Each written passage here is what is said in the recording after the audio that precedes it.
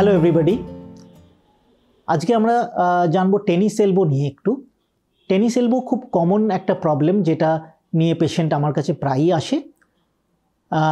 সেই জন্য আমরা টেনিস এলবো সম্বন্ধে একটু জেনে নেব আজকে। আমি doctor Arijit Ghosh, consultant orthopaedic surgeon, mission hospital, Durgapur. Tennis elbow মানে কনুইয়ের কাছে ব্যথা, এবং এটার নামটার উৎপত্তি কারণ হচ্ছে যে টেনিস খেলোয়াড়দের বেশি হতো, সেইখান থেকে টেনিস এলবো নামটা এসছে। এই ব্যথাটা মূলত কনুইয়ের বাইরের দিকে ব্যথা হয়, এবং এই ব্যথাটা কিন্তু রেডিয়েট করতে পারে রিস্ট অবধি এবং থ্রু আউট দ্য ফোরাম। কাদের বেশি হয়?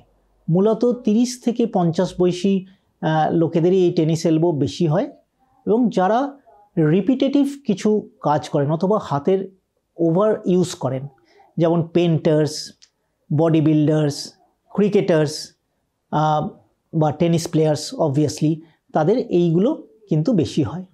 আপনারা হয়তো শুনেছিলেন যে সচিন টেন্ডুলকারের টেনিস এলবো হয়েছে, এবং সেটা নিয়ে উনি অনেক দিন ভুগেছিলেন। সুতরাং সংক্ষেপে টেনিস এলবো বেসিক্যালি হচ্ছে inflammation of the forum muscles. আমাদের ফোরাম মাসেলসগুলো বা এক্সটেন্সর গ্রুপ অফ মাসেলসগুলো, সেইগুলো কনুইয়ের বাইরের দিক থেকে অরিজিন করে, এবং সেইখানে যদি কোনো ইনফ্ল্যামেশন হয়, সেই ব্যথাটা কিন্তু ফোরাম জুড়ে হয়, এবং কনুইয়ের একটু নিচে থেকে শুরু হয় ব্যথাটা, এবং পুরোটাই হতে পারে। এখানেও অনেকগুলো কাছাকাছি সিনড্রোম আছে, সেইগুলো আমাদের এক্সক্লুড করতে হবে যে এটা সত্যিই টেনিস এলবো না অন্য কিছু হচ্ছে। তার জন্যে মেনলি আমরা থরো হিস্ট্রি, এক্সামিনেশন, এবং দরকার হলে আমাদের নার্ভ টেস্টও করতে হতে পারে টেনিস এলবো আছে কিনা বোঝার জন্যে। এক্স রে অনেক সময় দরকার হতে পারে, কারণ কিছু ফ্র্যাকচার বা অন্য কোনো কারণে ব্যথা হচ্ছে কিনা সেটাও আমাদের জেনে নিতে হবে। তাহলে এর ট্রিটমেন্ট কি হতে পারে? ট্রিটমেন্ট আবারও মূলত কনজারভেটিভ ট্রিটমেন্ট। টেনিস এলবোর মেন কারণ হচ্ছে ওভার ইউজ, সুতরাং এর ট্রিটমেন্টও হচ্ছে ঠিক তার উল্টো, অথবা রেস্ট দিতে হবে। হাতটা যতটা আপনি রেস্ট দেবেন তত তাড়াতাড়ি এটা থেকে কিওর হওয়া যায়। এবার অনেকেই আছেন যারা প্রফেশনাল, যাদের পক্ষে এরকমভাবে রেস্ট নেওয়া সম্ভব নয়, তারা কি করবেন?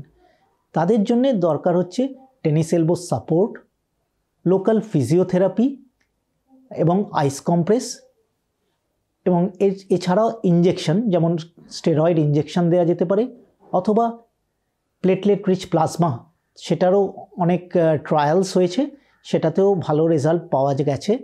এইগুলো ইউজ করা যেতে পারে।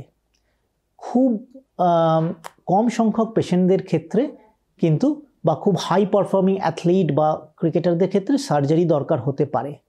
সার্জারি মূলত যে টেন্ডনটা থেকে ইনফ্ল্যামেশন হচ্ছে, সেই টেন্ডনটাকে ভালো করে ডেব্রাইড করে সেটাকে পরিষ্কার করে দেওয়া, যাতে হিলিংটা বেটার হয় এবং পেনটা কমে যায়।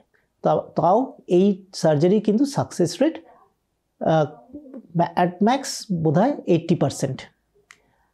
সুতরাং surgery is not the solution for this tennis elbow. প্রথমেই আমাদের কনজারভেটিভ ট্রিটমেন্টটাই করতে হবে। খুবই কম সংখ্যক ক্ষেত্রে সার্জারি লাগতে পারে। Thank you.